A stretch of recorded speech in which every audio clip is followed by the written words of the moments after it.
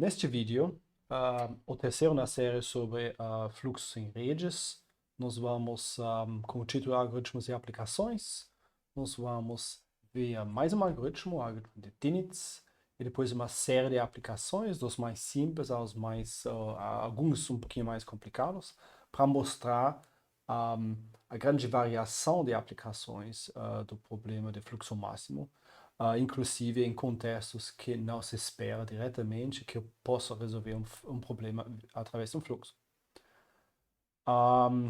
Começando com o algoritmo de Dinitz. O algoritmo de Dinitz foi um dos primeiros que realmente conseguiu um tempo polinomial. Nós discutimos o algoritmo de Ford-Fulkerson, cuja complexidade depende dos pesos, e assim é somente pseudo-polinomial, para algum limite superior dos pesos. O algoritmo de Dinitz foi junto com o algoritmo de Edmonds-Karp, que saiu em 72, um dos primeiros que tem realmente tempo polinomial, no número de vértices e arestas do grafo, e não depende dos pesos, né? O algoritmo de Dinitz se mostra também simples na implementação, nós vamos ver ainda isso explicitamente, e eficiente na prática. O que quer basicamente dizer que se nós vamos olhar para a complexidade pessimista, que é O de n ao quadrado vezes m, que é a mesma coisa que o algoritmo de Edmonds-Karp, mas na prática ambos algoritmos têm uma complexidade empírica em geral muito menor que isso, e o algoritmo de Dinitz na prática se mostra muitas vezes bem abaixo dessa complexidade pessimista. Então, além de ser simples de implementar, tem uma boa eficiência na prática. Qual a ideia central do algoritmo de Dinitz? A ideia central é aqui, em 3 passos. De fato, então, os 3 passos aqui englobam uma iteração do algoritmo de Dinitz. Para contrastar isso, lembrar o algoritmo de Edmonds-Karp. Em cada iteração, encontra um caminho mais curto no grafo residual, que nós podemos lembrar aqui também, né, o G de F, o grafo residual, com arcos residuais, então o fluxo fluxo residual dos arcos, então um dado fluxo pode ser indexado pelo fluxo aqui, e arcos para trás, na outra direção, que representam um fluxo que pode ser desfeito no arco para frente, então é representado por um arco para trás que carrega esse fluxo. Então, enquanto o algoritmo de Edmonds-Karp busca um caminho mais curto nesse grafo residual e depois manda fluxo ao longo desse caminho mais curto, aqui a ideia central do algoritmo de Dinitz é ligeiramente diferente. No primeiro passo, eu vou considerar o subgrafo H do grafo residual, que contém todos os arcos que pertencem a um caminho mais curto de SAT. Isso de vez em quando se chama o layered graph, o grafo em camadas também, porque são camadas de distâncias do vértice S ao vértice T. Né? O vértice S tem distância 0, depois vem todos os vértices com uma distância 1, depois todos os vértices com distância 2, 3, 4 e 5, então eu posso ordenar esse grafo em camadas, mesmo que não vai ser necessário na implementação que eu vou apresentar, mas para conectar com a terminologia da literatura. Então, isso grava em camadas. E depois nós vamos, isso talvez é a ideia central, das ideias centrais daqui, encontrar um fluxo F nesse grafo H, que representa o grafo dos caminhos mais curtos em arcos no grafo residual, tal que, é a condição importante, esse fluxo F tem que ser da forma que todos os arcos em H, sem os arcos saturados pelo fluxo, não contém mais. Então, depois de remover esses arcos, não contém mais um caminho ST. Então, enquanto o algoritmo de Edmonds-Karp pega um único caminho mais curto de S para T e manda o fluxo lá, poderiam existir outros caminhos mais curtos.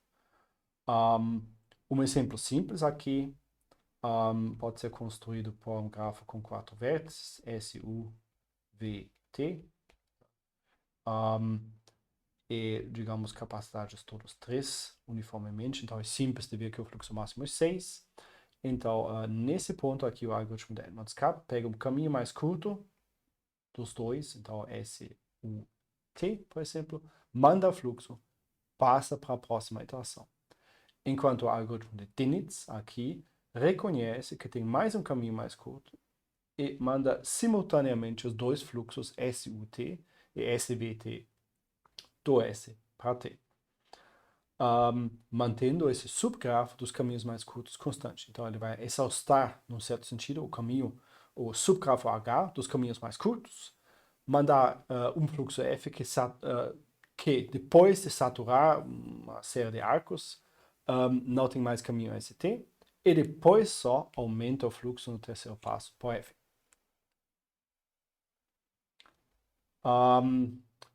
Com isso, nós podemos, então, ver quais as características mais claramente com essa discussão em alto nível. Eu já fiz a comparação com o algoritmo de Edmonds-Karp, né? Ele bloqueia um caminho só, e agora, diferentemente, nós vamos bloquear todos os caminhos mais curtos. Por isso, esse fluxo aqui também se chama fluxo bloqueio ou blocking flow. O algoritmo de Dinitz cai numa classe de algoritmos que chama blocking flow algorithms. Então, eu vou ter um fluxo bloqueio que basicamente desconecta S e T no grafo residual, mandar esse fluxo e repetir. Mesmo com essa descrição de alto nível, é simples ver pelo menos a corretude parcial, porque isso segue o teorema do fluxo máximo corte mínimo. Do mesmo jeito que nós argumentamos a corretude do Ford-Farquharson, Edmonds-Karp e todos os algoritmos que se baseiam em caminhos ST no grafo residual, eu posso argumentar, caso não tenha mais caminho ST no grafo residual, o fluxo tem que ser ótimo. Isso acontece no algoritmo de Dinitz do mesmo jeito, né? Porque ele, enquanto ainda tem no grafo residual um caminho mais curto, ele vai encontrar um fluxo bloqueio que depende dos caminhos mais curtos de ST, saturar, mandar o fluxo e repetir. Na próxima iteração, no próximo grafo residual, se não tiver mais caminho ST, então tem que ser ótimo. A terminação é um pouquinho mais difícil, bem como foi no algoritmo de Edmonds-Karp, que não vou demonstrar nessa aula, mas o argumento é bem similar. Fundamentalmente, na demonstração da corretude do algoritmo de Edmonds-Karp, nós argumentamos que as distâncias no grafo residual dos vértices que tem aqui, então o D de F é indexado pelo fluxo, porque se refere ao grafo residual de cada vértice V que nós temos. Essas distâncias, similarmente ao algoritmo de Edmonds-Karp, eles aumentam durante as iterações, ou sobre as iterações, mas a distância do vértice T, por exemplo, do vértice S inicial não poderia ser mais que n-1. Né? Isso é o máximo que eu posso fazer com n vértices, logo eu vou ter que terminar em n iterações. Então, isso nos dá a terminação e também o primeiro ponto da complexidade. Então, a terminação garante ordem de, eu preciso ficar preciso aqui, ordem de n iterações. E também é possível, isso nós vamos ver ainda, que um fluxo bloqueio pode ser encontrado em ordem nm.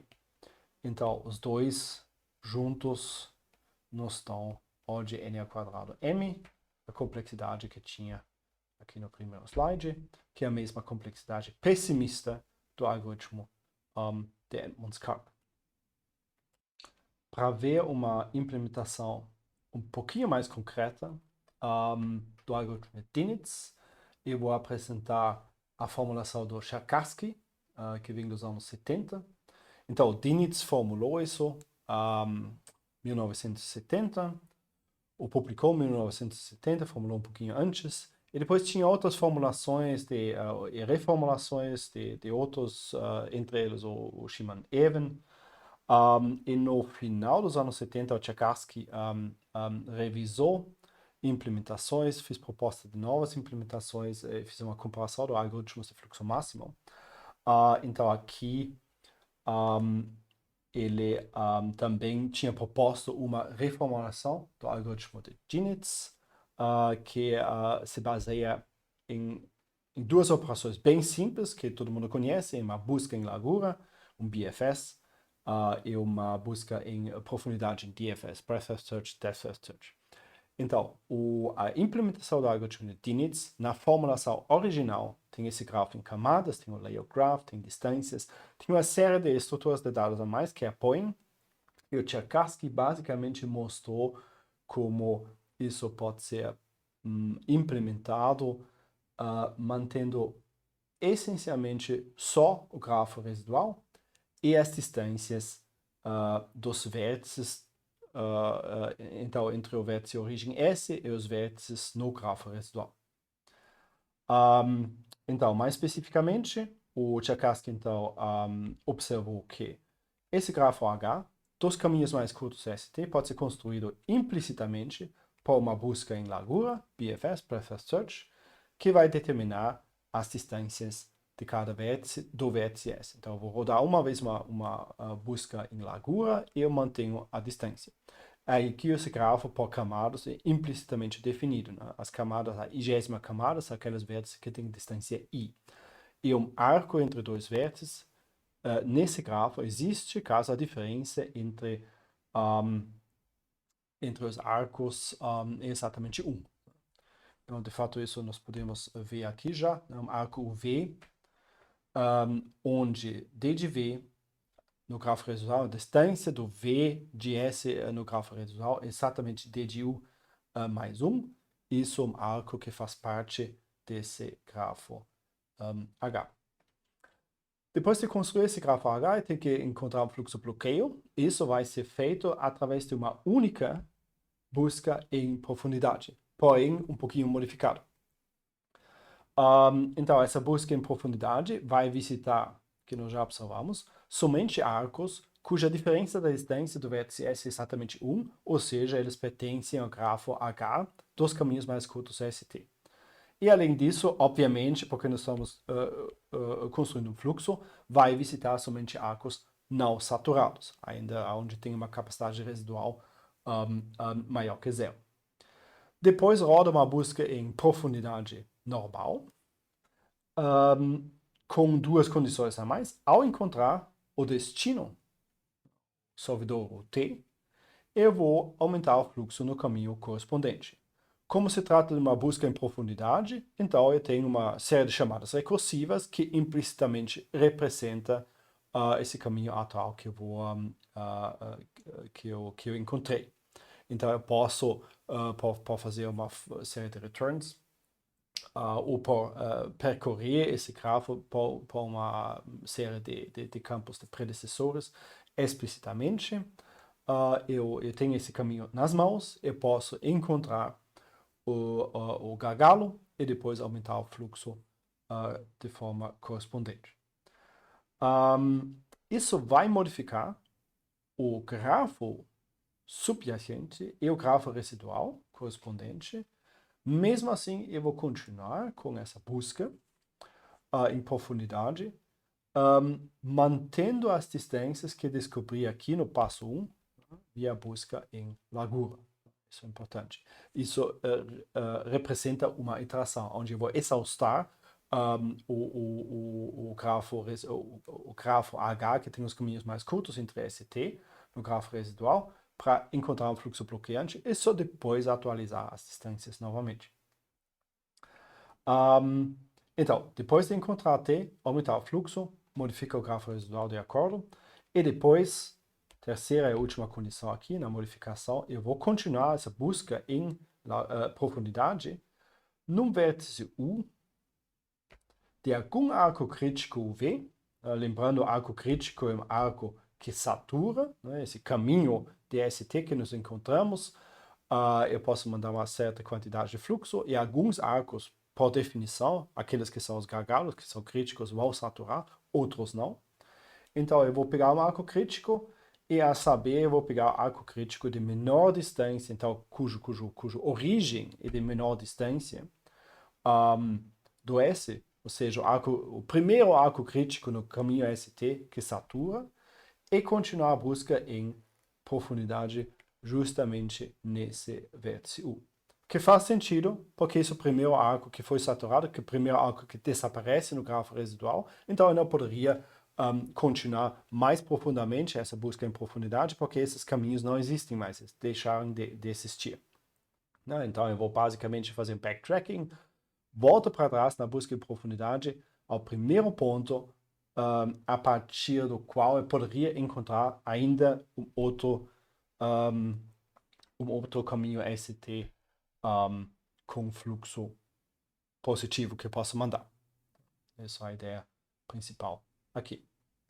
Quero dar um exemplo do algoritmo de Dinitz na formulação de Cherkassky. Eu vou usar a figura 1.17 das notas de aula para fazer esse exemplo. Sorry, 1.13, aqui mesmo exemplo que eu usei nas aulas anteriores. Então, para lembrar, aqui tem um grafo com o 5 vértices SWT, U, V, com uma capacidade de 30 de mandar DS para W, W para T, e depois posso mandar 20 de volta, W para S, posso mandar 10 unidades de S para U, eu posso mandar 20 unidades de T para V e para U e do U para T. Posso mandar ainda 10 unidades e de U para W eu posso mandar ainda 10 unidades também. Então, o algoritmo de Dinitz então vai iniciar com uma busca em largura. Ele vai então olhando somente para os vértices, iniciar no vértice S, que tem distância 0. Depois, na próxima camada, visitar os vértices W e U, que tem distância 1.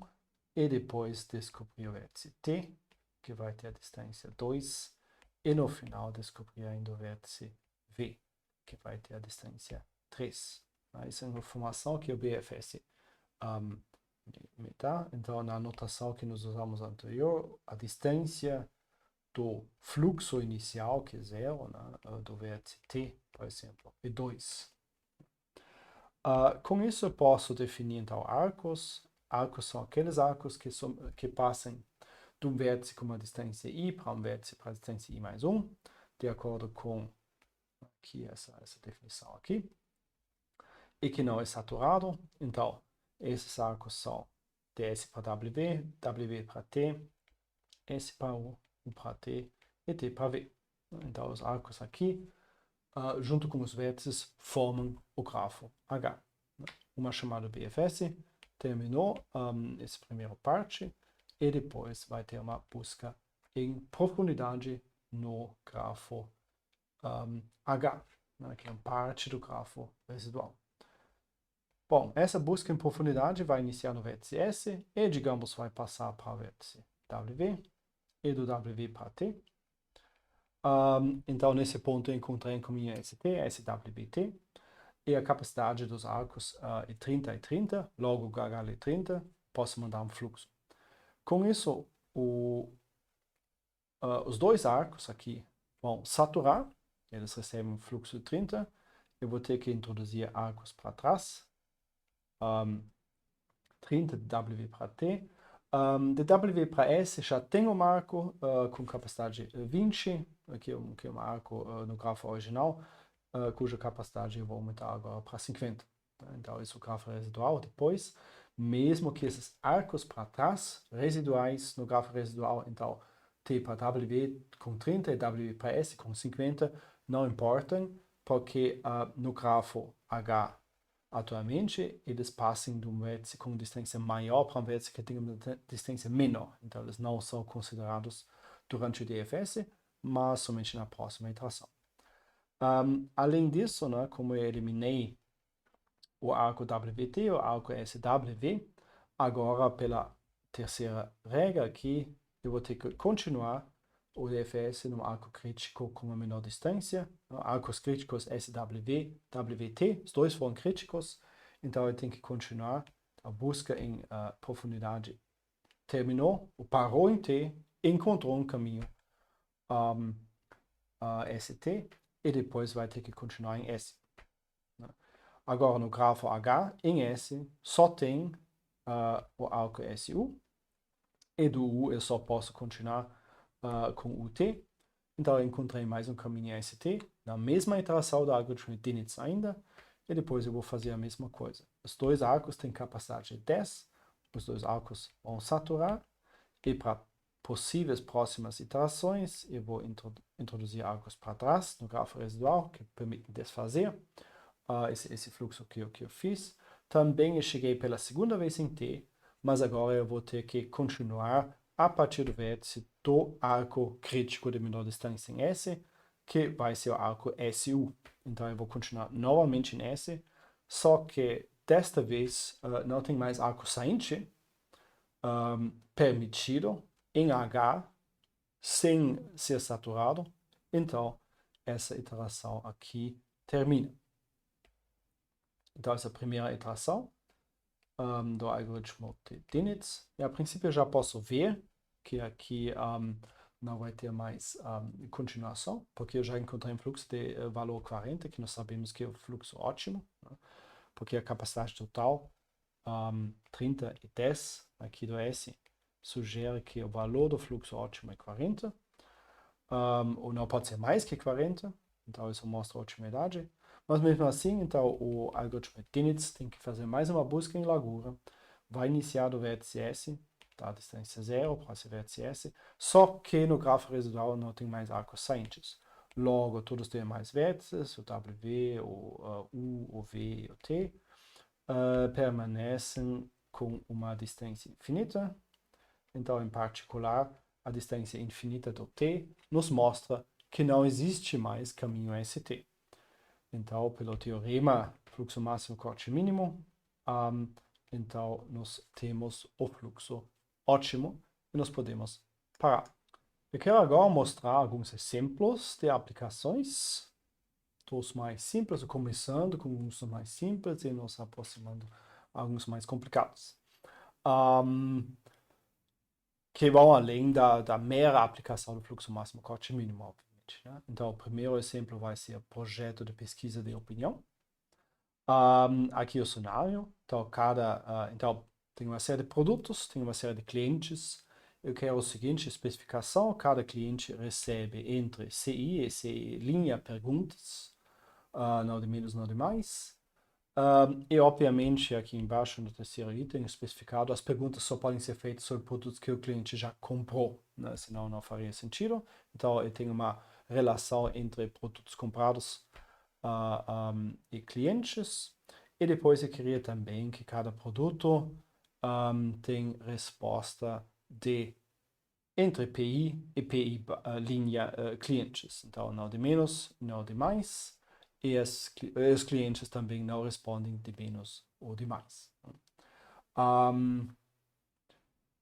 Então, o objetivo é projetar uma solução para esse problema. Eu tenho que saber qual cliente vai responder sobre participar na pesquisa de opinião sobre qual produto, de forma que esses limites inferiores e superiores de perguntas para o cliente e respostas para o produto são satisfeitos. Como eu posso modelar um problema desses? E como eu posso modelar um problema desses através de um fluxo? Então, eu queria primeiramente mostrar que eu posso enxergar isso como uma relação entre produtos e clientes.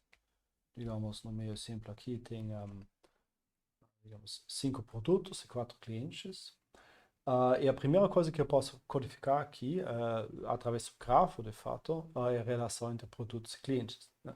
Então, o primeiro cliente, por exemplo, comprou o produto. O primeiro primeiro, segundo e terceiro produto. Segundo cliente comprou os últimos dois.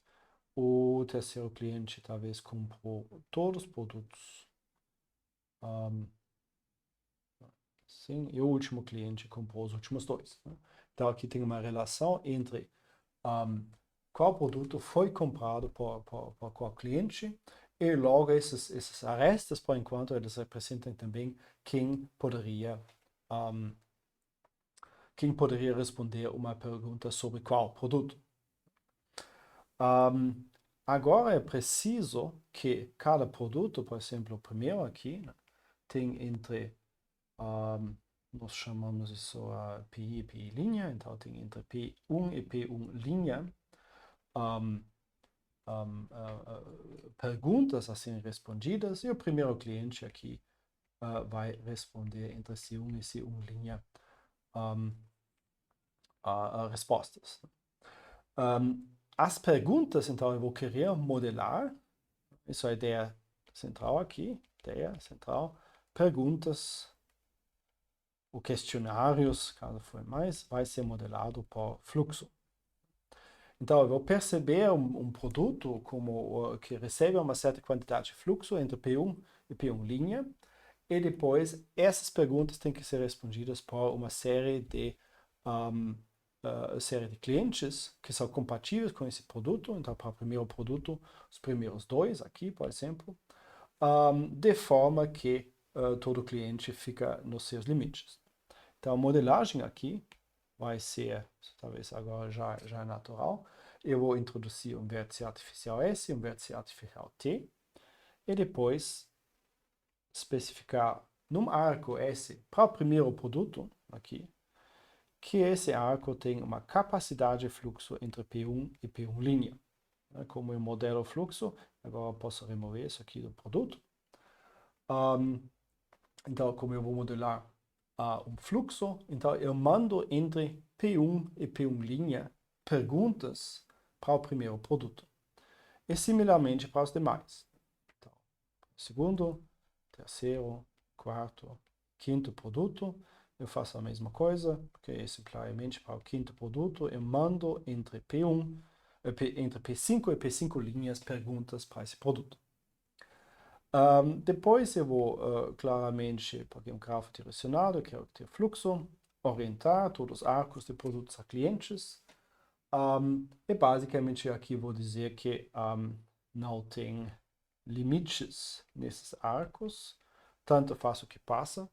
O primeiro produto, por exemplo, recebe entre P1 e P1 linha perguntas e pode mandar embora somente, no máximo, P1 linha perguntas para os clientes.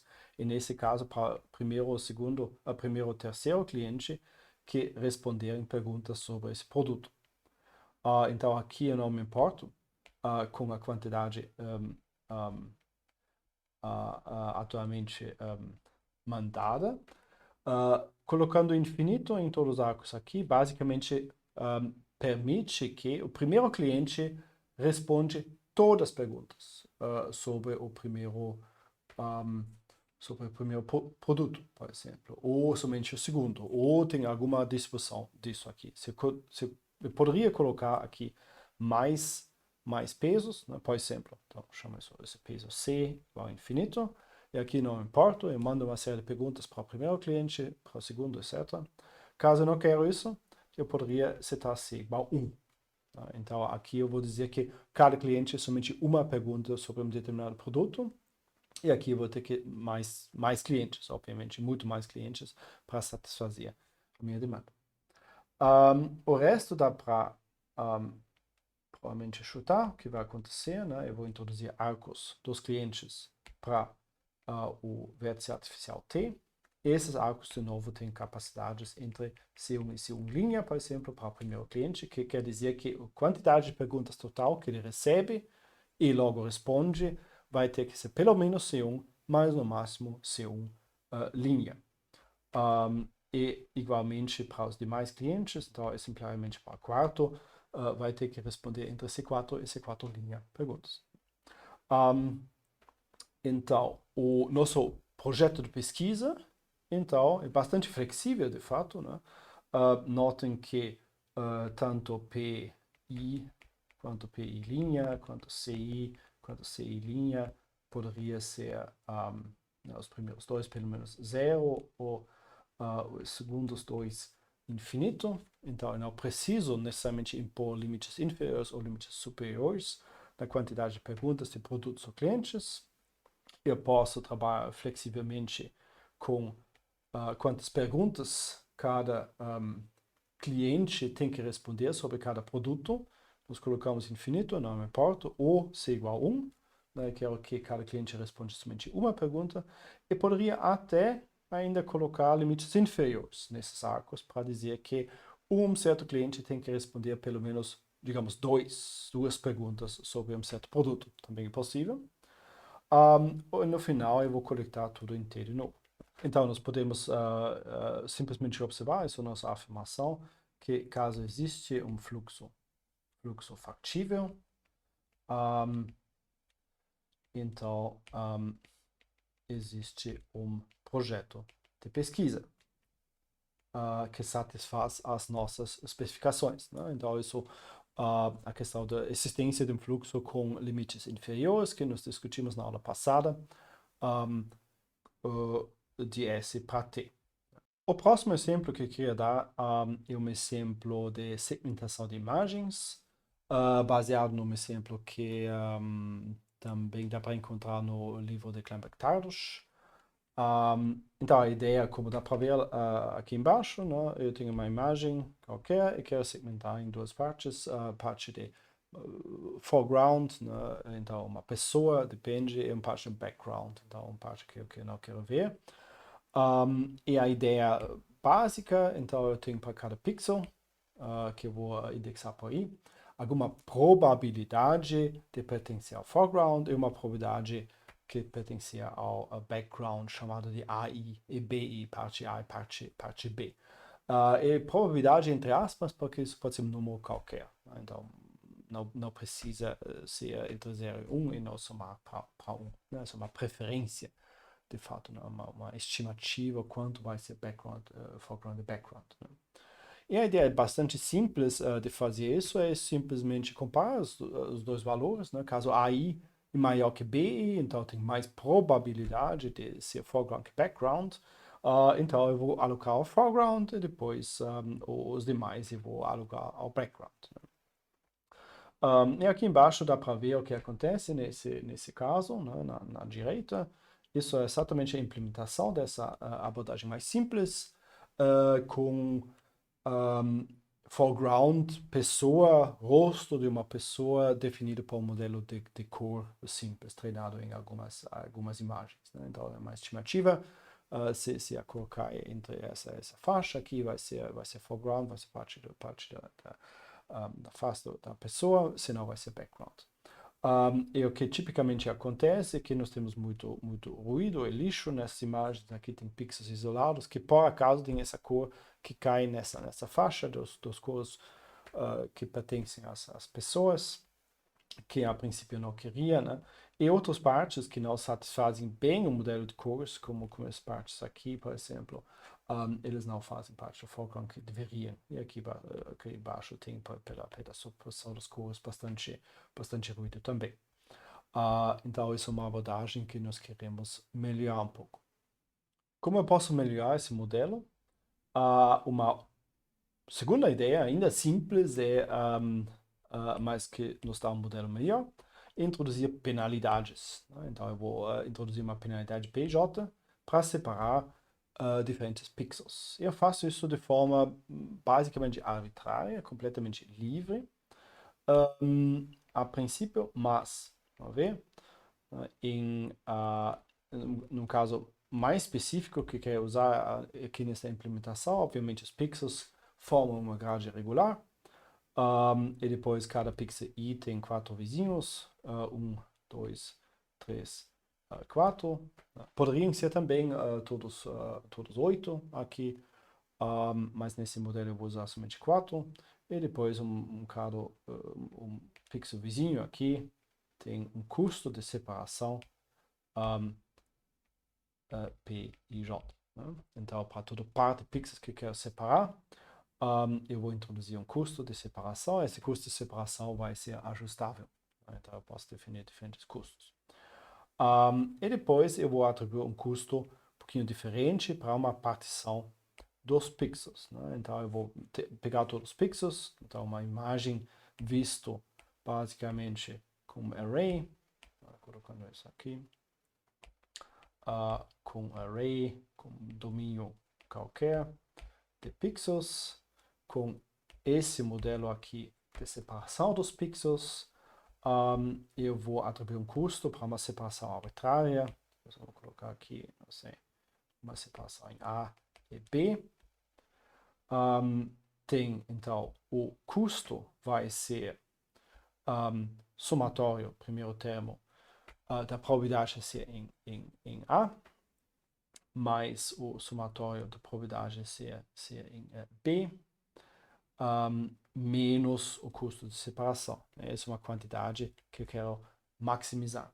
Sem esse termo, seria basicamente maximizar para os A's a quantidade AI e maximizar para os B's a quantidade BI. Então, isso daria exatamente o modelo anterior. Simplesmente pega para cada pixel, então coloca na parte A, caso AI maior que BI, senão coloca na parte B. Então, esse termo faz a diferença. Então, para todos os pixels que pertencem ao produto gaussiano de A e B, então são pixels de partes diferentes, eu vou subtrair aqui uma penalidade PJ. Agora, como resolver esse problema? O problema, obviamente, força bruta, algo assim, não é possível, né? Tem 2 na número de pixels possíveis partições em A e B. Então, não tem como fazer isso de forma direta, pelo menos. Né? Outras abordagens, talvez explorar isso de alguma forma, não é óbvio como fazer isso. Né? Vale a pena, talvez, pensar um pouquinho como vocês resolveriam esse problema sem mais nada. O nosso objetivo, obviamente, então, é reformular esse problema para o problema de fluxo. E aqui eu já acho interessante, porque é muito menos óbvio como eu poderia fazer isso. Mas, então, como nós queremos maximizar essa quantidade que é a B, eu vou primeiramente formular isso por minimizar uma quantidade diferente, Q maiúsculo, A, B, que eu quero minimizar. Isso vai ser basicamente somatório sobre todos os possíveis pixels de AI e BI, menos QAB. Maximizar QAB, Q minúsculo, é a mesma coisa que minimizar menos QAB. E depois eu vou adicionar aqui, somar um termo constante grande, né? Notem que isso é somatório sobre todos os pixels, enquanto aqui em cima é somatório sobre os pixels que fazem parte da parte. Então, isso basicamente é somatório de todos A's e B's. Constante grande para nivelar isso. E agora eu posso perceber, né? Eu tenho um somatório sobre todos os A's, menos o somatório sobre todos os A's que pertencem a A. Isso vai sobrar um somatório dos A's que pertencem a B, mais, por analogia, o somatório dos BI's que pertencem a A, e mais somatório sobre o produto cartesiano, todos os pixels que pertencem a partes diferentes da penalidade desses pixels. Né? Então, eu reformulei o problema por agora ser um problema de minimizar uma quantidade Q maiúsculo, e todas as contribuições aqui são positivas. Um pouquinho mais simples. O que nós ganhamos com isso? A afirmação agora é que essa quantidade que é AB pode ser visto com o valor de um corte mínimo num grafo adequado. Então, isso talvez é surpresa aqui. Depois de demonstrar que isso pode ser feito assim, é óbvio como eu posso resolver. Né? Nesse grafo adequado, eu vou resolver o problema do corte mínimo, que é mesmo o problema do fluxo máximo, e depois extrair a partição que eu quero. Então, qual é esse grafo? Nós já falamos que é sobre os diferentes pixels. Então, nesse caso, eu vou talvez fazer um grafo menorzinho. Né? E talvez já dá para sentir mais ou menos como isso vai funcionar. Eu tenho então um grafo em que cada pixel quadrado aqui é representado por um vértice.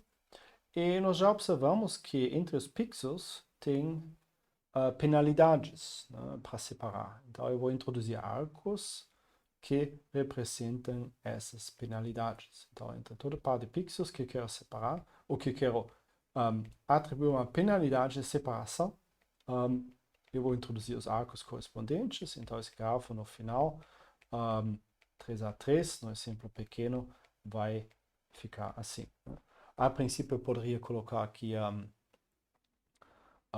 penalidades diferentes e assim capacidades diferentes que não vou fazer. Então, todo mundo aqui tem uma capacidade P para uma única penalidade aqui. Então, a penalidade PIJ e P constante sobre todo o grafo. Mas isso não é uma restrição. Eu posso fazer isso. Se tem alguma ideia por que eu queria dar penalidade diferente para separação de pixels diferentes, você poderia ajustar isso à vontade, né? Então, esse grafo aqui. Além disso, né, uma tática típica, nós vamos introduzir arcos do S para todo pixel. Isso vai ser um pouquinho cheio aqui, mas podemos imaginar isso aqui. O que eu faço com esses pixels aqui? Eu coloco, por exemplo, aqui, nome para esses pixels, 1, 2, 3, 4, 5, 6, 7, 8, 9, por exemplo. Então, cada pixel tem a preferência de ser no foreground. E nesse caso, aqui eu vou atribuir também uma capacidade de A1. E nesse caso aqui, A2, A3. E assim vai. Esse último aqui seria, por exemplo, A7. Né? Então, tem arcos do fonte artificial, que nós temos aqui. Fonte artificial. Para todo pixel, com capacidade AI. E, bom, isso provavelmente dá para chutar. Para todo pixel vai ter um arco também para o solvedor artificial T, onde eu coloco, tá, aqui por exemplo B3, e aqui por exemplo B9, as probabilidades como capacidades, né? Na prática, provavelmente, caso as minhas probabilidades são números reais, algo eu vou multiplicar com uma constante adequada para representar como inteiros, mas não precisa. Os algoritmos de fluxo, a princípio, também trabalham com reais, né? Então, a afirmação, né, voltando para trás, aqui, a quantidade QAB representa o valor do corte caso eu coloco A em foreground e B em background. Como eu quero minimizar essa quantidade, então eu estou procurando um corte mínimo. Logo, eu posso rodar o problema do fluxo máximo, o algoritmo para o fluxo máximo, e depois extrair o corte mínimo. Então, a última coisa que nós temos que enxergar aqui, eu vou tentar fazer um exemplo simples, que dá para ver com tanta informação, é caso eu tenha um corte qualquer, né? Então, por definição, o fonte sempre tem que pertencer a A, e o solvedor sempre a B. Então, todos os vértices alcançáveis aí ainda fazem parte do A, e todos os demais fazem parte do B. Agora eu posso ver que, se destacar alguns elementos aqui, talvez assim, qual é o valor desse corte? Para todo pixel que pertence a A, tem um arco que sai de A para T, exatamente com o valor B. Além disso, para todo pixel que pertence a B, ainda tem um arco, que por exemplo, aqui, do S para B, com o valor A. As duas contribuições aqui representam exatamente, né, para todo, de novo, para todo vértice do parte B, ele tem uma contribuição AI, e para todo vértice no parte A tem uma contribuição BI. Além disso, nós temos aqui no corte ainda os arcos que passam de A para B. A saber, esse aqui, esse aqui, esse aqui, esse aqui, com as suas penalidades. Então, isso também faz parte do corte. E notem aqui nos pares somente IJ de A para B, não de B para A. Então, esses arcos também fazem parte do corte, dos cut arcs. Eles contribuem com o peso ou a penalidade aqui, que eu tomei aqui com o PJ e eu fixei um único valor. Né? Então, dá para ver que tem uma correspondência 1 a 1 entre essa quantidade Q maiúscula AB e o corte sem grafo. Logo, nós podemos resolver esse problema via um problema de fluxo. Então, não preciso enumerar todas as possíveis partições, mas eu vou transformar em tempo linear, obviamente, para esse novo grafo aqui. Depois rodar um algoritmo de fluxo, ou de NM, com algum algoritmo estado de arte, e depois eu vou extrair a segmentação. Ótimo. O que eu consigo produzir com essa abordagem? Aqui tem dois exemplos. Então dá para ver que a segmentação melhora bastante, mas é longe de ser perfeito, né? Então, o exemplo aqui não tem como foco de mostrar estado de arte em segmentação de imagens, é longe disso, né? Mas mais uma ideia interessante como eu posso resolver, usar o problema do fluxo máximo para resolver outro problema. Eu posso perceber aqui que, em comparação com a segmentação anterior, né? Que bastante ruído aqui dos lados que nós identificamos, etc., que a penalidade de separar, então, removeu grande parte desse ruído. Tem algumas ilhas maiores ainda de ruído, é toda essa parte aqui lateral. Isso, de fato, é uma penalidade de 1000. Então, eu posso apertar um pouquinho mais. Aqui tem uma penalidade de 10.000. Então, provavelmente tem um ponto ótimo que remove o ruído mais possível. Sem destruir então a extração do foreground. Né? Então aqui ainda tem, obviamente, artefatos sobrando aqui que não valeu a pena ainda separar. Né? Então eu poderia tentar, por exemplo, fazer uma penalidade que depende da diferença dos pixels em cor ou no espaço de cores para melhorar isso, mesmo que a abordagem estado de arte são completamente diferentes. O meu próximo exemplo é um problema de sequenciamento ou de transporte, sequenciamento de transportes, né? Transporte de veículos, na forma geral, certa quantidade de veículos, pares de origem e destino, tempo de saída e chegada que tem que atender. A questão, então, é que eu consigo satisfazer todos os pares de origem e destino, mantendo o tempo de saída e chegada, então respeitando isso com poucos veículos, supostamente. Né? Então, esse é um problema que eu poderia tentar, no segundo passo, né, minimizar o número de veículos, que seria simples nesse caso. Então, aqui é um exemplo de programação de aviões. Então, eu tenho série de pares de origem e destino, né? Por exemplo, Porto Alegre para Florianópolis, sai às 6, chega às 7. Né? E depois eu poderia continuar, né? O avião vai parar, continuar em Florianópolis para Rio de Janeiro, 8 às 9, e depois eu vou ter que ver. Né? Esse avião, né? Então já estou construindo meio uma solução aqui, o primeiro avião poderia fazer isso daqui para lá. Agora, Fortaleza, João Pessoa não pode atender mais, porque isso inicia às 7, well, nós temos já 9, né? Então, poderia talvez atender ainda São Paulo, Manaus, só que eu tenho que me deslocar. Né? Então, eu tenho que deslocar do Rio de Janeiro para São Paulo, provavelmente possível, em 2 horas, e depois eu poderia atender ainda trecho, né? São Paulo, Manaus, 11 a 14 horas, então seria ainda avião 1, né? E depois continuar talvez em Manaus, aqui 14, 15, talvez um pouquinho mais apertado, isso é uma questão que está para especificar ou não. Nós vamos ver como, para Belém, 15, 15, primeiro avião ainda.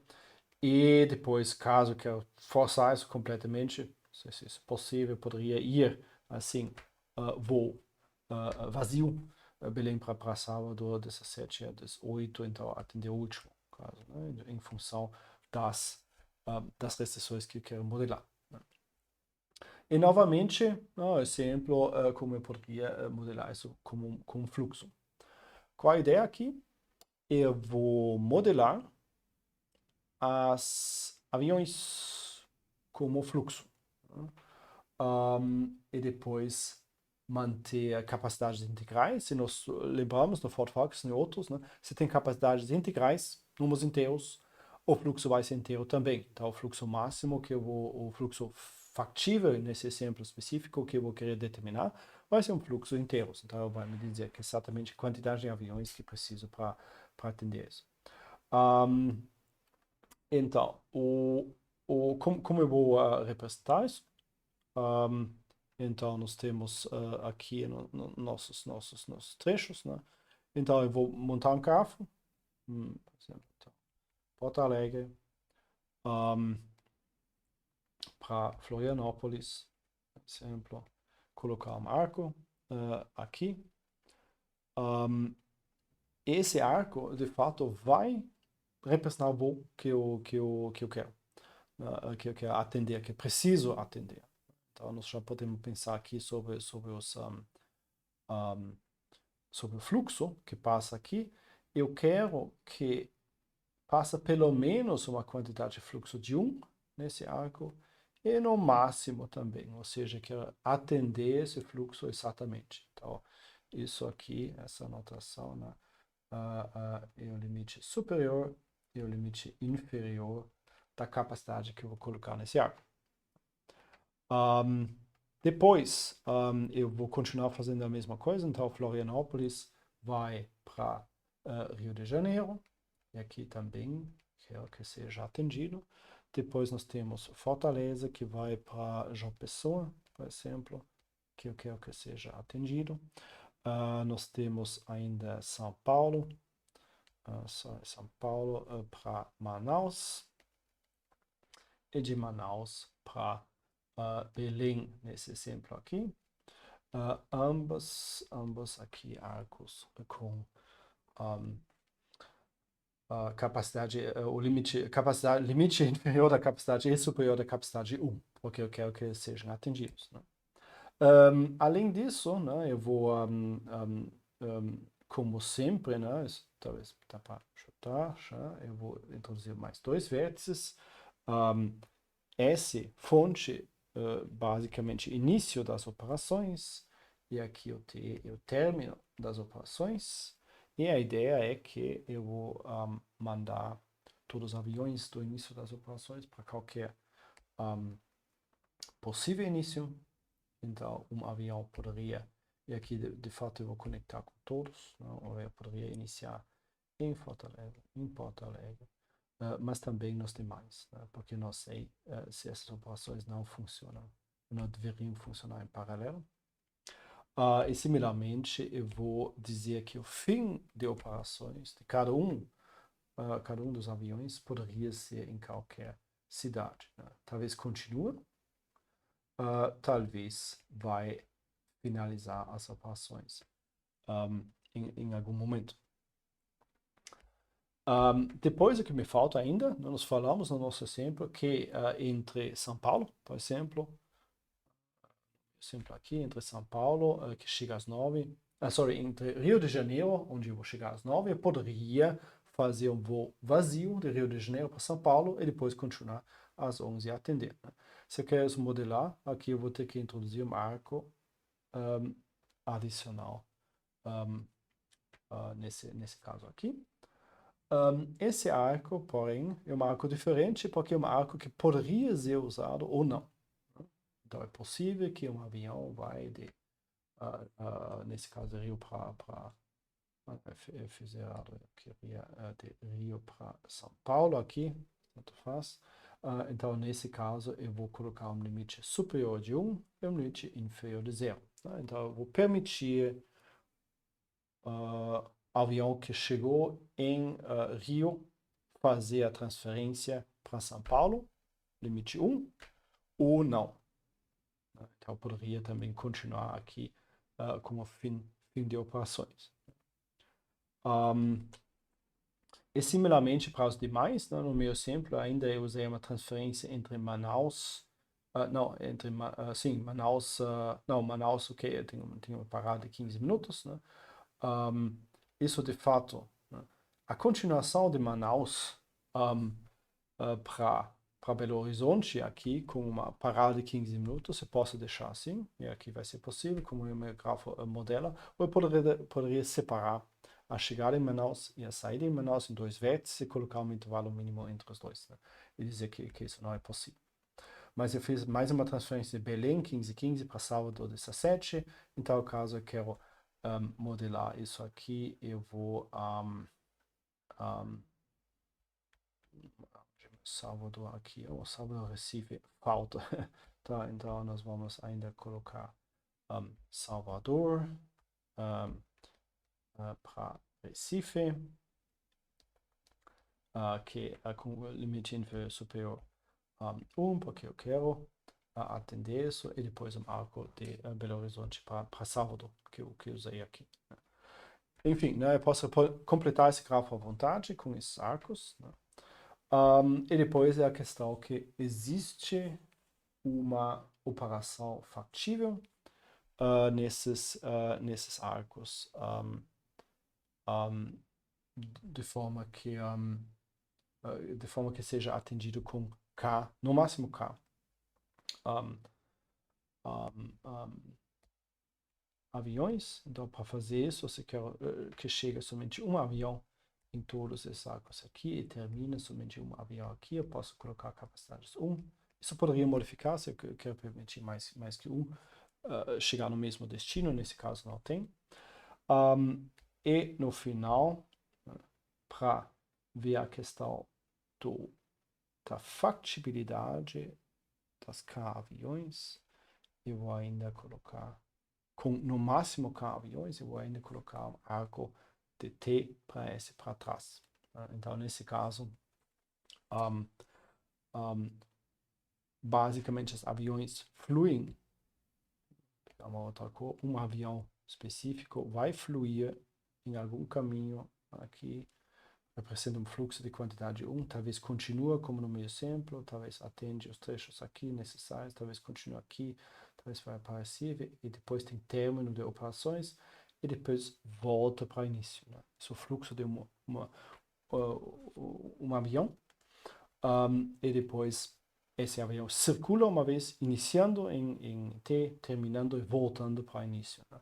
Então, nós temos aqui uma circulação de um avião. Então, eu vou fazer isso com múltiplos aviões para determinar se tem operações factíveis e o limite aqui me dá que eu poderia usar no máximo K aviões. Né? Então, o resultado aqui é que a existência de uma circulação com limites inferiores e superiores nesse grafo é equivalente da existência de um sequenciamento, uma ordem de atendimento por aviões das tarefas, trechos de voos, nesse caso. Próximo exemplo é um exemplo de um problema de scheduling, né? A notação, a sigla que representa o problema é P preemption RI Lmax, uma notação em componentes proposta pelo Graham e outros para classificar problemas de scheduling, de sequenciamento e agendamento de tarefas, basicamente. Nesse problema específico, né, nós temos os 3 componentes. Primeiro componente P, que nós dizemos, nós temos M máquinas paralelas, de fato idênticas, né? Então eles não têm diferença. PMTN é preemption, então com preempção, eu posso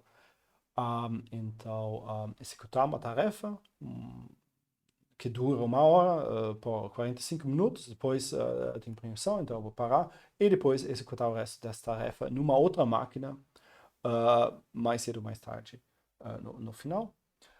Implicitamente, só dá para ver aqui pelos RIs, esse tipo de problema sempre entende-se que temos N tarefas disponíveis, cada tarefa aqui tem um tempo PJ, que eu vou ter que executar essa tarefa.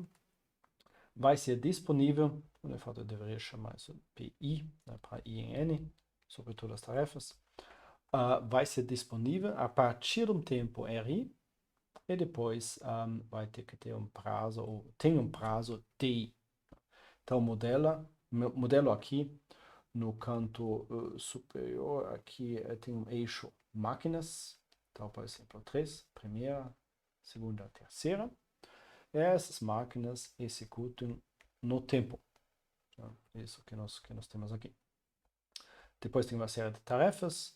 Sei, 1, 2, 3, 4 tarefas. Com tempo 3, 1, 4, 1. Em horas, por exemplo, tempo em horas.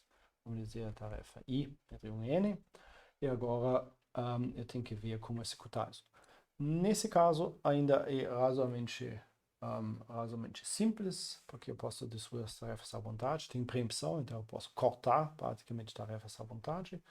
A coisa é complicada um pouquinho porque tem os RIs, então os Release Times, tempo de disponibilidade, então isso poderia ser, não sei, somente de 1 hora, uma meia hora, desde o início.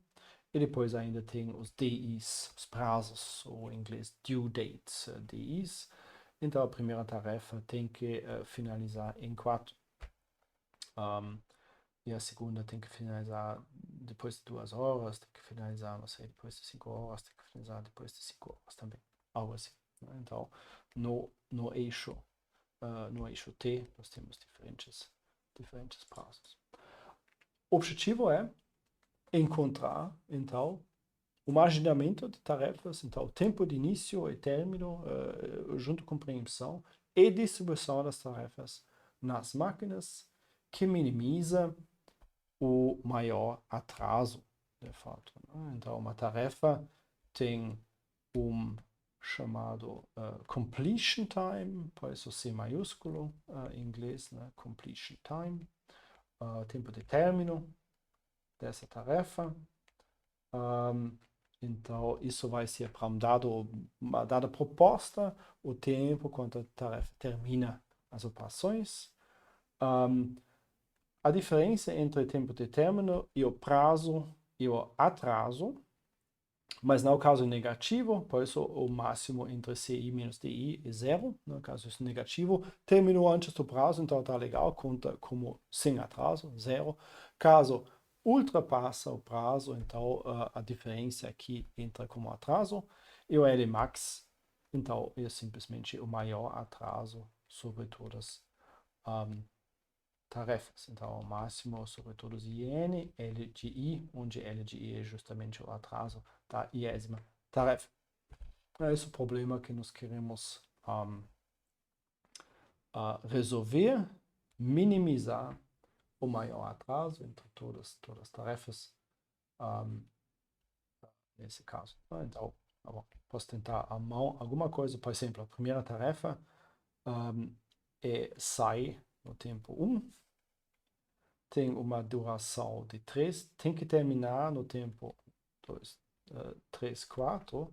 Então, eu vou provavelmente alocar na primeira máquina inteiramente, digamos, essa primeira tarefa.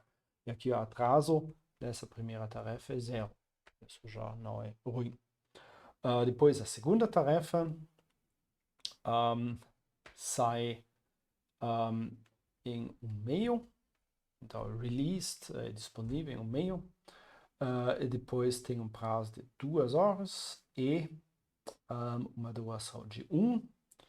Então, eu poderia, de fato, iniciar aqui, se eu quero, uma meia hora. Só que depois tem a meia hora, só é a tarefa 2 para uma meia hora. Só depois você tem que continuar aqui na segunda máquina, talvez, a segunda meia hora da tarefa 2 ainda. Então, eu vou interromper, passar para a segunda máquina, terminar. Isso aqui atende, preempção permite isso, transferência entre máquinas não custa nada. Como o prazo aqui é 2, isso também não tem atraso. Depois a terceira é disponível desde o início, duração em 4 horas, prazo 5, então eu poderia bem rodar nessa segunda máquina a terceira tarefa por 1 hora, e depois 1.5 faltam mais 3 horas, então eu poderia a partir de 1.5 para 4.5 rodar o resto, tem preemção, então é 4.5 horas, prazo é 5, então atraso é 0 também.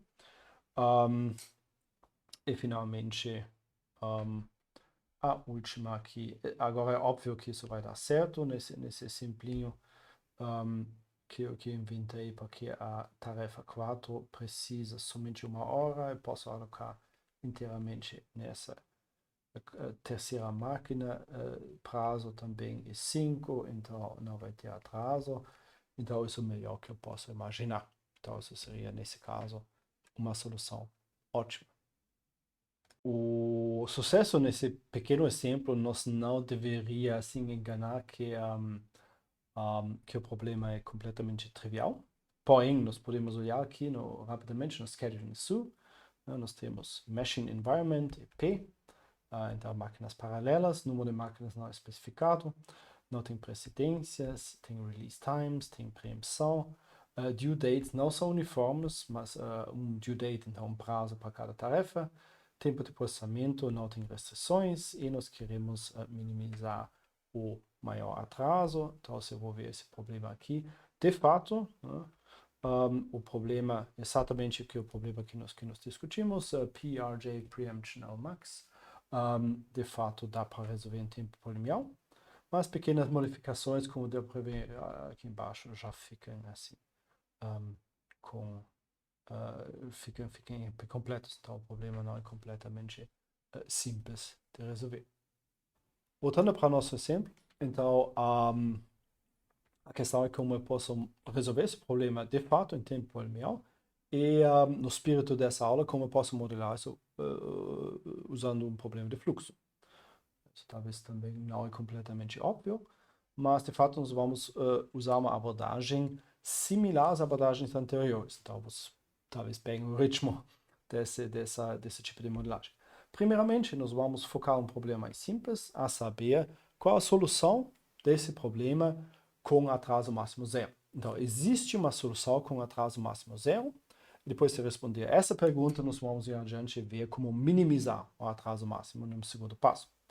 Para fazer isso, eu vou formar um conjunto de eventos, T1, T2 a Tk, que são pontos em tempo onde acontece uma coisa interessante, a saber, uma tarefa é disponibilizada, então aqui entra em todos os tempos de disponibilizar uma tarefa, ou o prazo de uma tarefa passou, né? Que eu não quero nesse caso, porque eu quero um atraso máximo de 0, então eu quero que os prazos sejam respeitados. Né? Então, eu vou formar a união de todos os tempos de disponibilizar uma tarefa e de todos os prazos, e depois eu tenho K menor ou igual que 2n eventos. Né? Menor ou igual que 2n, no máximo 2n, porque tem n tempos de disponibilizar uma tarefa e n tempos de n prazos, mas poderia bem ser menos que 2n, porque tem prazos, por exemplo, ou tempos de disponibilizar certas tarefas idênticos. Né? Eu quero também que os eventos sejam ordenados em ordem não decrescente, e com isso posso formar intervalos correspondentes de interesse. Né? Para todo i entre 1 e k menos 1, eu posso formar o intervalo ti a ti mais 1. Então, de um evento para o evento subsequente de interesse, e depois formar durações. Né? E a ideia central aqui desse algoritmo para resolver esse problema, por enquanto, em tempo polinomial, é mapear tarefas para intervalos. Isso eu queria mostrar aqui brevemente, então vocês provavelmente já têm uma ideia o que poderia acontecer. Eu tenho tarefa 1, 2, 3 pontinhos, n-1, n. E depois eu quero decidir em quais intervalos qual tarefa vai executar. Então eu coloco intervalos ao lado, e depois nós temos então um intervalo 1, 2, 3, 3 pontinhos, K menos 1, K, né? Tem K intervalos. E a princípio, cada tarefa pode ser executada em cada intervalo, né? E como entre dois eventos não acontece mais nada interessante, então eu não vou me preocupar mais com essa atribuição específica, né? E a preemção me permite, né, de fato, executar uma tarefa em múltiplos intervalos. Ou executar uma tarefa até, caso eu quero, parcialmente um intervalo e parcialmente um outro intervalo, né? Então vai ter uma série de arcos aqui. Porém, nós temos aqui, então vamos pegar uma tarefa fixa aqui, J para um intervalo I, aqui tem um arco de J para I, genérico, né? Então, para uma certa tarefa, eu não vou permitir mais que SI de unidades nesse intervalo. Isso porque uma dada tarefa tem que executar num dado intervalo e uma dada máquina ainda. Então, nesse dado intervalo, aquela tarefa não pode executar mais que SI, a duração de intervalo de tempo. Porém, num dado intervalo, SI, de duração SI, e tem M máquinas paralelas, né? Então, um trabalho total que eu possa executar nesse intervalo I, no 20º intervalo, é M SI. Capacidade total das máquinas, mas isso aqui codifica essa capacidade, de fato, no gráfico que nós estamos construindo, codifica que uma certa tarefa J, num certo intervalo I, não poderia executar, caso está atribuído lá, mais que SI unidades, né? Para completar essa construção, então, nós precisamos capacidade de máquinas e nós precisamos tempos de tarefas. E isso nós vamos fazer de um jeito que provavelmente já parece assim padrão pelas construções anteriores. Nós já observamos que para um intervalo I específico, né, eu tenho no máximo uma capacidade de MSI, M vezes a duração desse intervalo disponível, num certo intervalo de tempo. Então, nós vamos completar o gráfico por introduzir arcos de cada intervalo para um solvedor artificial T, que tem MS1 a MSK. Isso é a capacidade em tempo total que cada intervalo tem.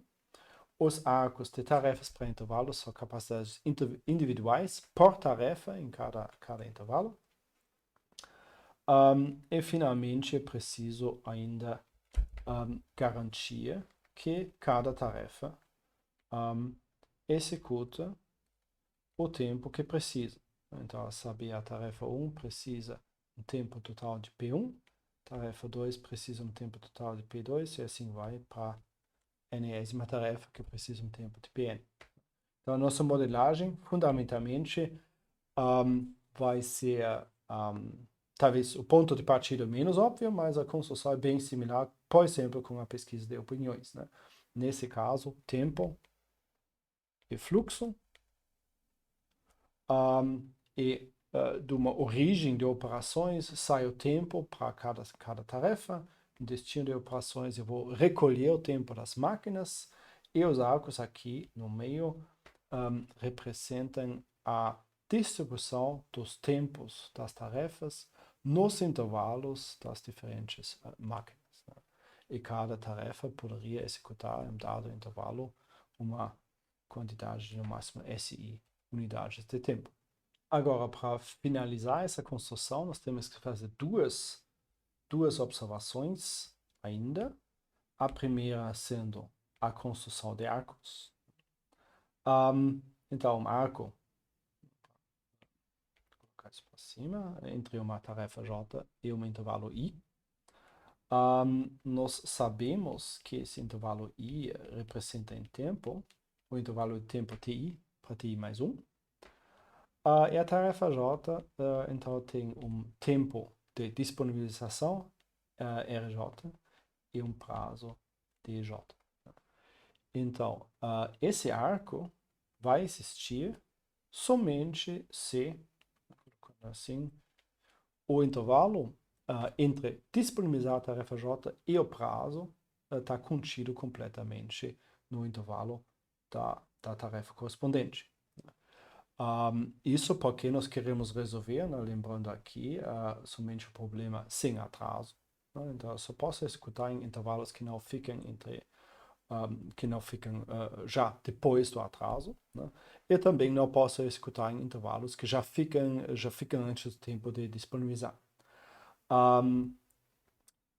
A construção por eventos, né, que usa todos os eventos onde uma tarefa é disponibilizada ou onde é o prazo de uma tarefa, garante que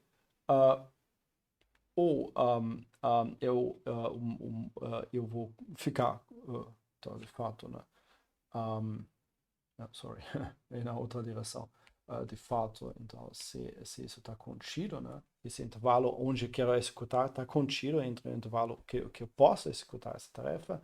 Caso está contido inteiramente, e caso não está contido, está fora completamente, né? Porque os tempos aqui só mudam quando ocorre um evento.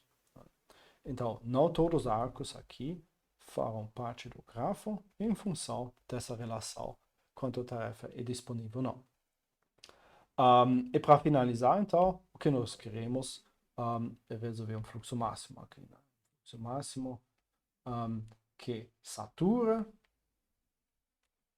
os arcos, nesse caso SI, para todas as tarefas entre I, 1 e N, corresponde com uma solução factível sem atraso, então com Lmax igual a zero. A solução não tem atraso por construção, né? Eu vou remover aqueles arcos que eu não posso executar, então todo mundo somente executa dentro do intervalo que pode.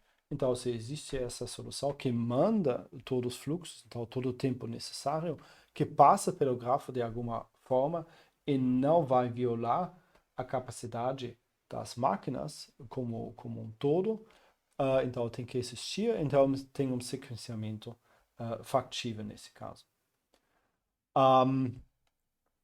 Finalmente, para terminar o exemplo, né, nós temos o problema original de minimizar o Lmax, encontrar o atraso mínimo possível, porque talvez com atraso zero, problema que nós resolvemos agora via fluxo, não é possível.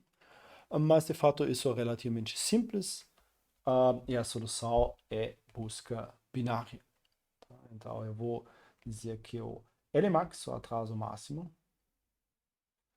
vai ser entre zero, né, o caso que já fizemos, e algum limite superior do atraso, né, que poderia, por exemplo, tomar como, por exemplo, aqui, o máximo de todos os tempos de disponibilizar uma tarefa, mais ainda a soma de todos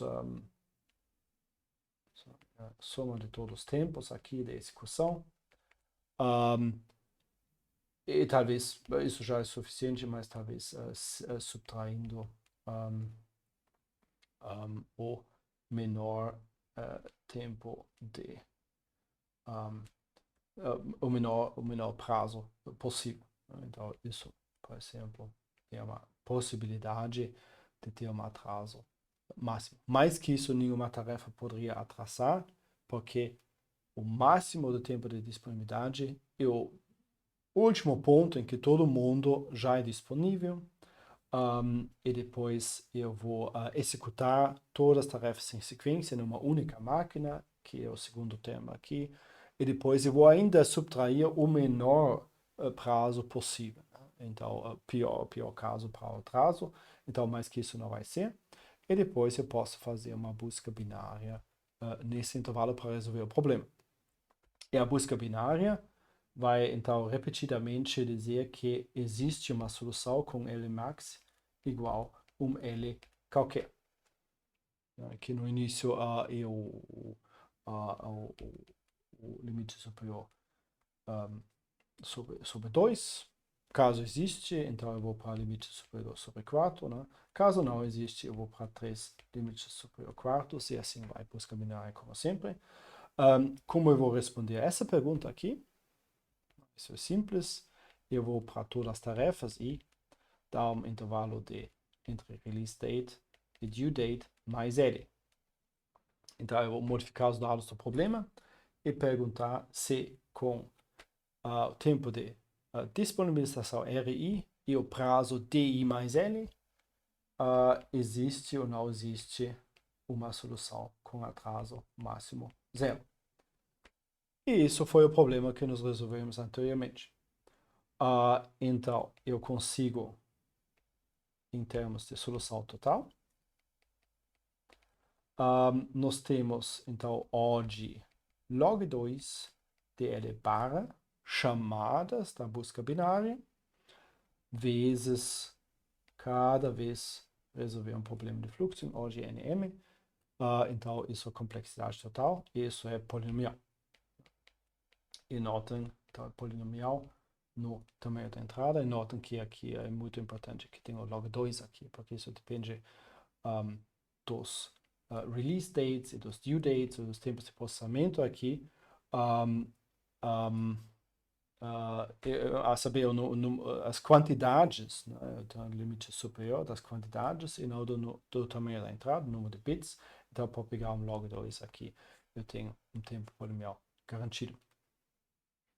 O meu último exemplo é uma outra forma de agendamento de projetos. Nesse caso, nós temos N projetos, cada um tem um lucro, PI, para I entre 1 e N, e nós ainda temos um grafo de dependências entre os projetos. Poderia ser também project scheduling, então, com tarefas e dependência entre tarefas. Então, a ideia é que, nesse caso, bom, projetos, então, projeto 1, projeto 2, projeto 3, projeto 4. Grafo de dependência sobre o projeto quer dizer, se tu quer executar projeto 2, precisa executar projeto 1 antes. Então tem essa dependência, e também para fazer o 4, preciso fazer o 2 antes. Então é pré-requisito para 3 e 3 pré-requisito para 4, por exemplo. Isso seria o grafo de dependências.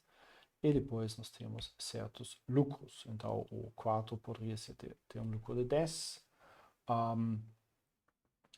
O 3 poderia ter um lucro de 30. O 2 poderia ter um lucro de menos 2. E o 1 poderia ter um lucro de menos 5 também. Então, notem, né, que os lucros podem ser negativos, porque o pré-requisito poderia ter um custo que depois vai ser recompensado por um lucro. Né? Então, nesse caso, é claro que, por exemplo, o conjunto vazio tem um lucro de nada. Né? Se eu faço somente a tarefa 1, que eu poderia fazer, tem um lucro de menos 5, que não parece atrativo, então eu não faço, melhor fazer nada. Mas, dado 1, obviamente é mais inteligente já fazer 3 em conjunto, isso me daria um lucro de 25, 30 menos 5. Com isso, eu não poderia executar 4 ainda, porque tem pré-requisito 2, que não é interessante. Então, nesse caso, eu vou ter que incluir isso. Então, o conjunto 1, 2, 3, por exemplo, tem um valor de 23, porque eu pago duas unidades negativas, que não faz sentido. Então, nesse caso, eu prefiro, obviamente, fazer todas. Então, fazer 1, 2, 3, 4. Nesse caso, é também possível dar mais 10. Esse lucro máximo aqui também, 33. Né? Mas aqui dá para ver que, em função do grafo de dependências do pré-requisito, eu posso codificar dependências menos óbvias. Então, isso é basicamente a otimização sobre todos os conjuntos minimais. Né? Então, cada seleção de tarefas implica que todos os pré-requisitos têm que ser feitos também, que vai eventualmente diminuir o lucro. Né? Caso todos os lucros são não negativos, trivialmente eu vou sempre pegar o conjunto completo de tarefas. Então, nesse caso, pergunta novamente como eu poderia resolver esse problema, qual a complexidade e especificamente como eu consigo reduzir esse problema de fluxo. Para isso, nós vamos fazer a seguinte construção. Primeiramente, projetos. 1, 2, 3, 4, 5, 6, 7, 8 projetos aqui com os seus respectivos lucros. Nós vamos, quase como sempre, introduzir uma fonte artificial, um servidor artificial, mas depois conectar tudo de uma maneira bem específica. Para os fins desenho aqui, eu quero supor que aqui são todos projetos com um lucro positivo. Então, nós vamos conectar todos os projetos com lucro positivo para o vértice. Deixa eu usar uma outra cor. Para a fonte. Okay, primeiramente. E depois nós temos aqui no lado da direita, desenho, pelo menos todos projetos com lucro negativo. Então, aqui nós vamos conectar também para o servidor. E as capacidades desses arcos vão ser os PIs mesmo, então P1, P2, P3, P4. No caso das conexões da fonte para um determinado projeto. E no outro lado, o negativo, porque eu preciso de capazes positivas, então menos P6, isso são profits, então são lucros negativos, mas as capacidades vão ser as capacidades 5, 6, menos 7 e menos 8 correspondentes. Além disso, nós temos dependências, então, para os fins desse exemplo, eu vou ter que inventar isso de alguma forma, então eu tenho 1, 2, 3, 4, 5, 6, 7, 8, digamos, né? O grafo de dependências talvez seja assim. Então 1 precede 2, 2 precede 5, e assim para diante. 5, 6, 7, 8 aqui nesse caso são aqueles que têm um profit, então um lucro negativo. Não importa, eles podem ser distribuídas no grafo de forma aleatória, né? A separação aqui é só para os fins do meu desenho. Mas, então, para completar a construção, nós vamos introduzir para toda dependência um arco na outra direção, né? Isso é uma coisa interessante aqui. Então, por exemplo, dependência 2 precede 5, então vai ter um arco 5, 2. Similarmente, 2 para 1, para arco atrás, 3 para 1, nesse exemplo, 4 para 5, 4 para 6, isso aqui, 7 para 4, ainda aqui, e 8 para 4, essa construção. Todos esses arcos aqui vão ter uma capacidade infinita, que nos não importa. Essa construção, então, conecta projetos com lucro real, positivo, com fonte, conecta projetos com prejuízo, então lucro negativo para o servidor artificial T, e conecta os pré-requisitos na ordem inversa com uma capacidade infinita. Qual a relação com o fluxo máximo, corte mínimo, que nós queremos estabelecer? Aqui o teorema que estabelece, então, o valor do corte xx barra nesse grafo, que eu chamei aqui G', então esse grafo é G', porque tem um grafo de pré-requisitos na entrada, então esse é o grafo de fluxo correspondente. Então, o valor do corte aqui é mínimo, C, somente C, o lucro total dos projetos que correspondem com esse corte, é máximo. é exatamente o problema que nós queremos resolver. Então, o teorema estabelece uma correspondência 1 a 1 entre projetos selecionados, o seu lucro, e os cortes, né? E o corte mínimo, caso o lucro é máximo.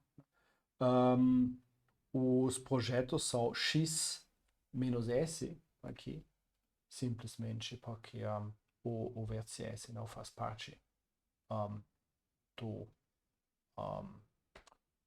é um vértice artificial, não faz parte do conjunto de projetos. De fato, essa correspondência nós vamos usar na demonstração. No seguinte sentido, nós temos a correspondência entre cortes, x barra, x contém o fonte S, x barra contém o servidor T, e seleções de projetos. E a seleção de projeto correspondente é exatamente que o teorema assim consta aqui é x menos S. Né? Lembrando que o fonte S tem que fazer parte do conjunto X e o solvedor T tem que fazer parte do complemento do X, do X par. Como S é um vértice artificial que não existe, não corresponde com o projeto, nós vamos remover aqui do conjunto X que tem que pertencer, e aqui isso corresponde com a seleção de projetos. Mais ainda, de fato, essa correspondência é um pouquinho mais específica, né? Porque o que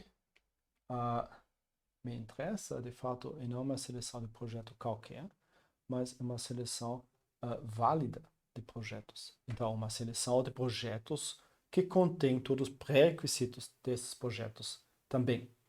Então, isso de fato, é parte interessante dessa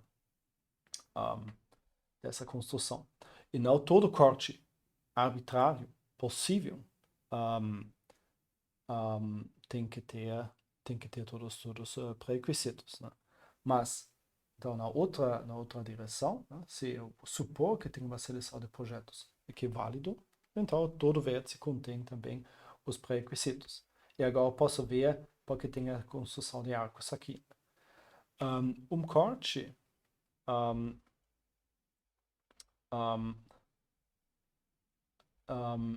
que contém desses arcos aqui, vou usar uma outra cor, aqui, que contém desses arcos aqui, vai ter capacidade infinita, né, porque esse arco tem capacidade infinita. Então, a princípio, isso sugere que eu poderia passar mais fluxo. Então, o que acontece se eu vou supor, né, que tem uma solução válida, né, então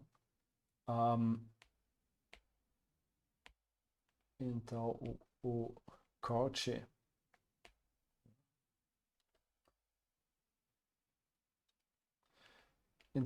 correspondente não contém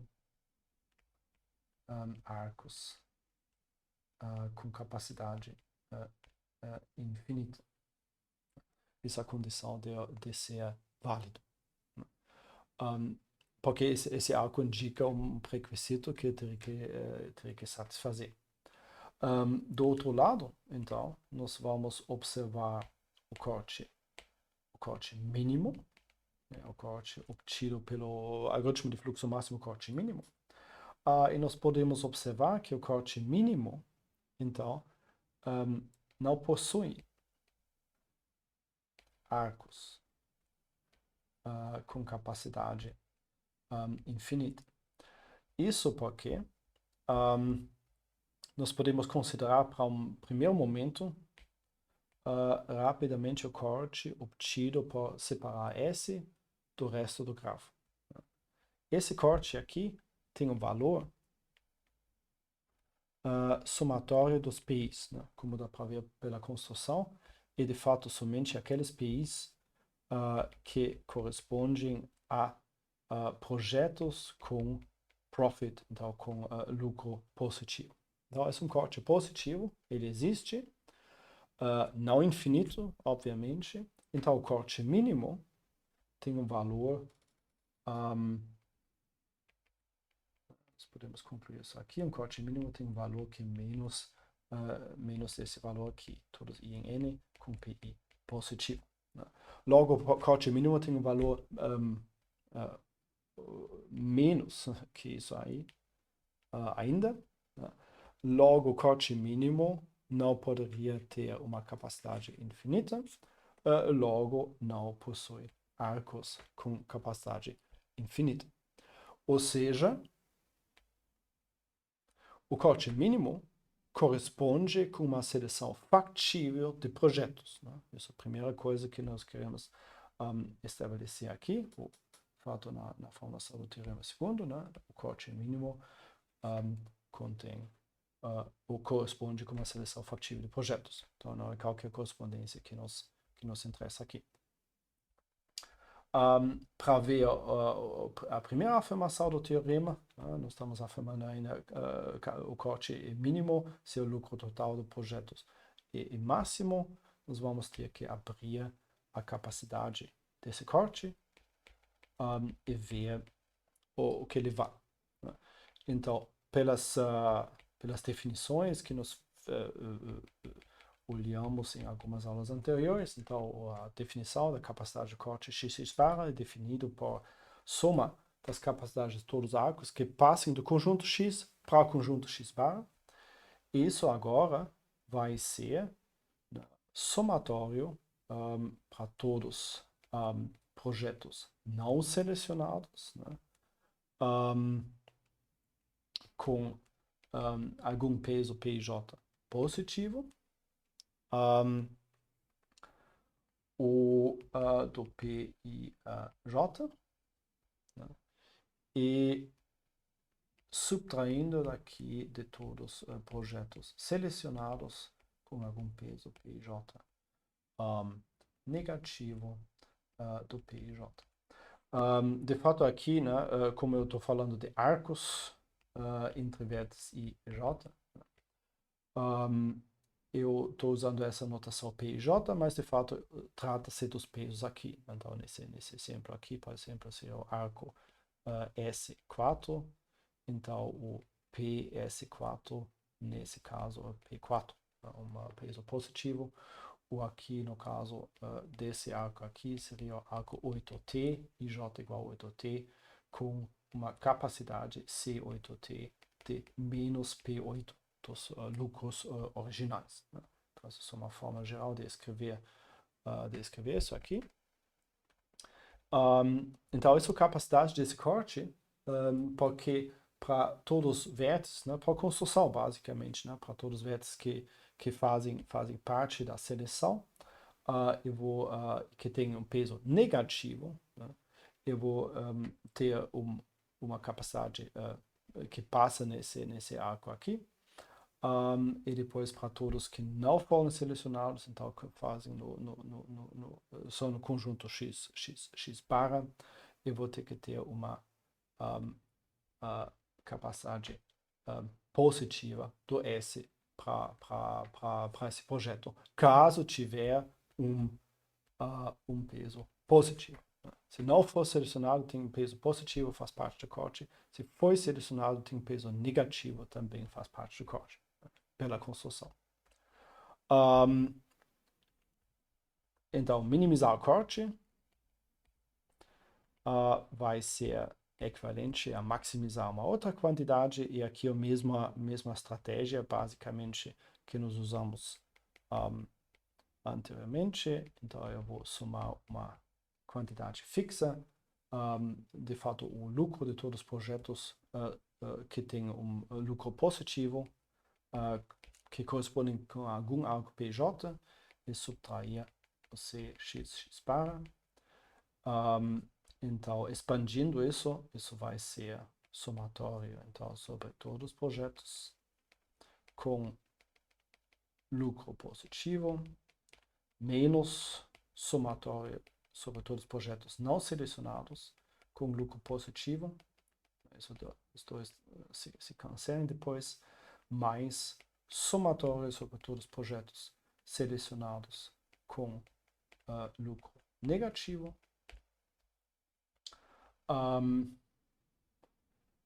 E agora eu posso, então, somatório sobre todos os projetos com lucro positivo menos somatório sobre todos os projetos não selecionados com lucro positivo vai dar exatamente somatório sobre todos os projetos selecionados com lucro positivo do lucro daqueles projetos, mais somatório, terceiro termo aqui, continua sobre todos os projetos selecionados com lucro negativo. E o lucro desses projetos, isso nada mais que o somatório sobre todos os projetos selecionados e o lucro desses projetos. Então, nós podemos observar que minimizar o corte é a mesma coisa que maximizar essa constante menos o corte. Essa constante menos o corte é nada mais que o lucro total dos projetos selecionados. Então, isso termina a prova do teorema. Estabelece, então, que o corte mínimo, o corte em mínimo é somente se o lucro total dos projetos é máximo. Good night and good luck.